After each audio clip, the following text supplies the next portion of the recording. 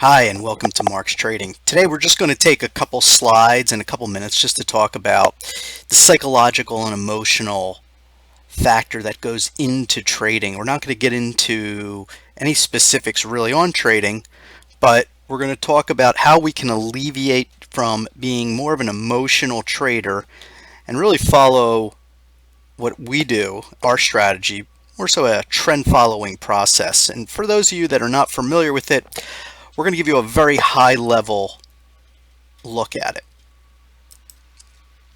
All right, so why does the average investor fail? Well, number one, a lot of investors herd into a trade. They follow the crowd. Now, there's nothing wrong with that. If you're a trend follower, you do want to follow the crowd into very crowded specific trades because that's where you're going to get that parabolic move. But the key is, how do you get into that trend early on enough and avoid that momentum crash, which typically does happen after that intermediate term trend unwinds? Typically, you'll see this anywhere after 100 to 200 days when you start to see a momentum crash from overcrowding into a specific stock. Number two, anchoring. That is another big reason why investors fail. They're focusing on the past. What happened in the past? Emotionally, and this is proven, that a loss is 2 times greater psychologically than a gain. This is one of the reasons why we want to apply a rules-based approach, because if we do see a specific signal or a certain catalyst that has enough data based on the past experience of how that price series will react, we then want to either buy or sell that stock. But emotionally, we do not want to anchor and focus on the past just based on our emotions. Number three,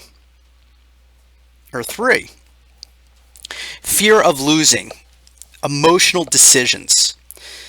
So I would say that this is really one of the greatest reasons why traders lose money.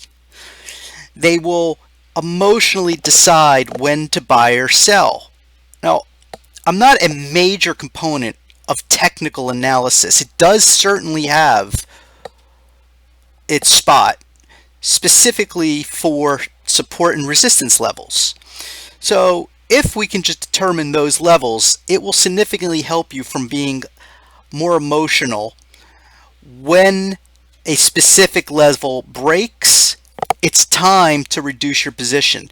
Being emotional just based on the volatility of the market, you will lose money. So whatever we do, we want to have rules that we apply to our trading, stick to them, put a sticky note on your screen and follow those day in and day out.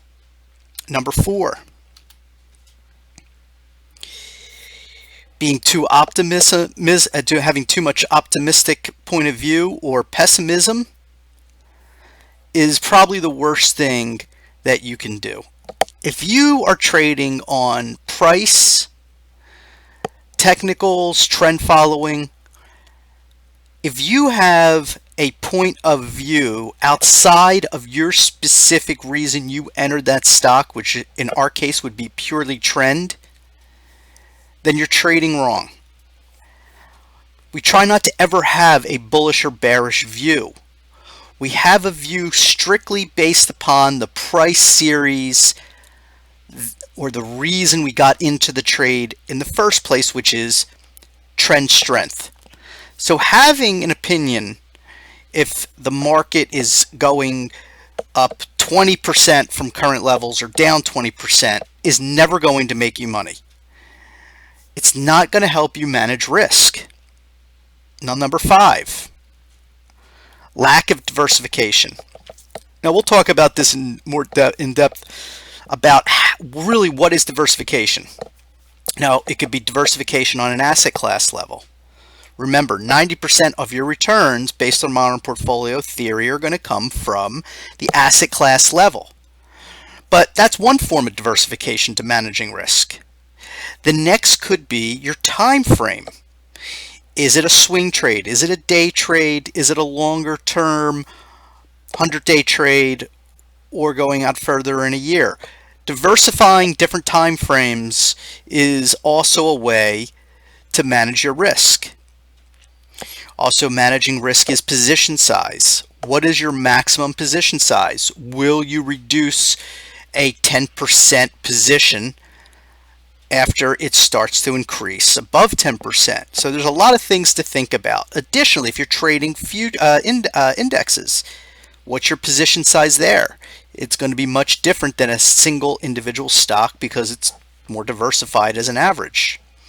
So these are really the 5 key reasons why the average investor fails. What we want to do is take a step back and not talk about necessarily the indicators. We want to talk about the process. We want to make it as rules-based as possible. All right, so why are investors emotional? Well, quite frankly, it's easy to see why. Drawdowns are scary. In 1987, we could see here it took 1.5 years to recover after that large 30%. Same thing with the dot-com bubble of 2000. Took 4 years to recover, 82%.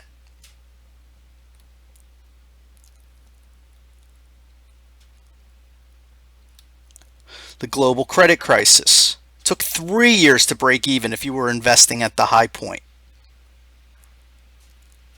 The max drawdown was 53%. So, can the small trader or investor outperform the market? I believe it's possible for a couple of reasons. I don't think it's possible as a day trader, and we're going to discuss that in a minute. So our objective is, as a trader, we want to stay in the trade for as long as possible. Why? Because longer term trend following gives you better signals to remain in a trade without getting chopped up and give you greater confirmation. Unlike intraday trading, signals are not very robust. They're not strong. The confirmation is not very good. So in terms of trend following, we want to squeeze everything we can out of that trade.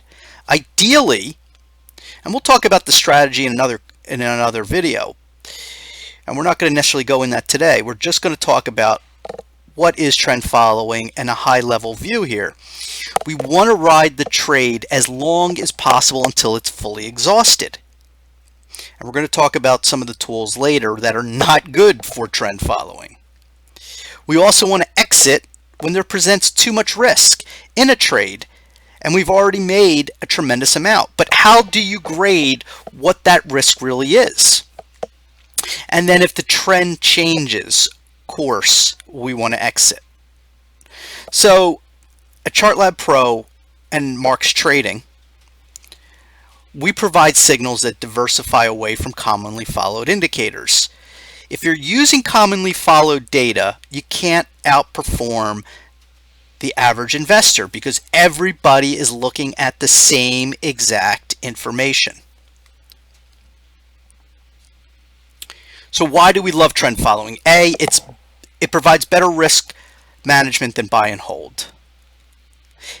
Trades are just developing in a bullish trend where potentially there's a new bullish trend forming. It's a less lagging effect than a technical trade that the trend has already developed most likely. We get longer holding periods than just, let's say, swing trading. And stronger trends with better confirmation than trying to day trade. We've already discussed that.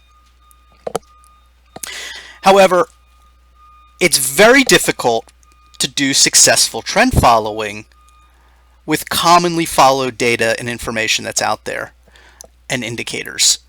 and that's because most of them are not robust.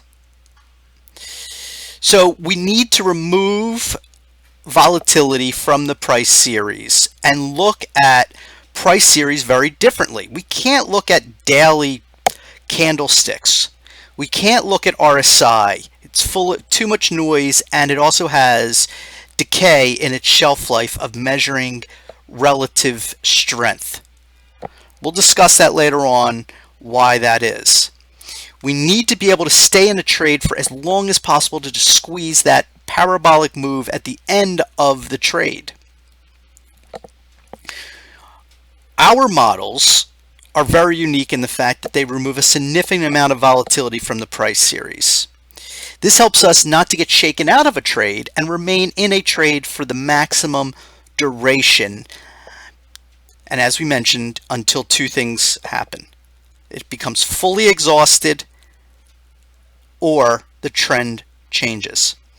All right, so again, we talked about a couple tools, but RSI, if everybody's looking at the same exact indicator, it's not diversifying away from the crowd, everybody is using the same thing, you can't have an edge in the market. If I could get RSI, MACD, Bollinger Bands, and moving averages on Yahoo Finance and every single online broker, it's not providing any edge. Now, in terms of RSI, it's a great tool for an oversold reversion trade going out 15 to 30 days. But for what we do is, it's not long enough. We want to squeeze out 20, 30, 40, 50% returns over 100 to 150 days. RSI does not allow you to do that because it is not robust enough. It creates too many false positives of overbought. MACD is the same thing. It has a very short shelf life. It's a very effective tool for swing trading, going out 14, 30 days. But eventually the momentum decays significantly and doesn't allow you or give you that visibility to stay in the trade for the greatest period of time. Bollinger Bands for mean reversion. If you're not familiar with mean reversion, you're typically looking at an overbought level over a period, a specific period of time in terms of the mean. It could be 50 days, it could be 100 days, 200 days, whatever it might be. And if you become 2 to 3 standard deviations above the mean, that's considered a potential reversion or a correction opportunity. And then same thing when you're 2 to 3 standard deviations below the mean. The problem is with Bollinger Bands is typically you will stay in an overbought period for a significant period of time as the trend just goes parabolic, and it's too subjective. And the volatility within the Bollinger Bands, I have tested it over and over. There's many other types of mean reversion indicators that we'll show you in our courses and the free videos that I think work much better. Elliott Wave, I do find that there are some applications to use. However, it becomes very subjective. I don't like using subjective tools when I'm trying to build a rules-based strategy. Candlesticks will never provide an edge. You know, you have all these videos online on YouTube and wherever talking about special setups, the magic formula in candlesticks. Let me tell you, as a systems developer who creates systematic quantitative strategies, candlestick patterns are a 50-50 crapshoot. Yes, sometimes they work well and sometimes they don't. And it all depends on what is happening with the overall market, the specific catalyst. There's too many factors where candlesticks do not provide a high enough probability outcome that I think, in my opinion, anybody that's talking about the magic formula or magic setup, delete. Moving averages.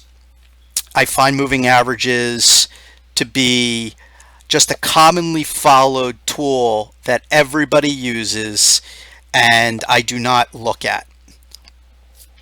I don't look at 200-day moving averages. I don't look at 50-day. If everybody else is looking at it, it does not provide an edge. So I don't use them, and they lag way too much in terms of their longer term signals. So in some of our other videos, we're going to get into the basics about these tools, how to use them, what are the best times really in terms of the setup and the applications of these. But again, technical analysis is only a tool, and it's a tool that everybody else has.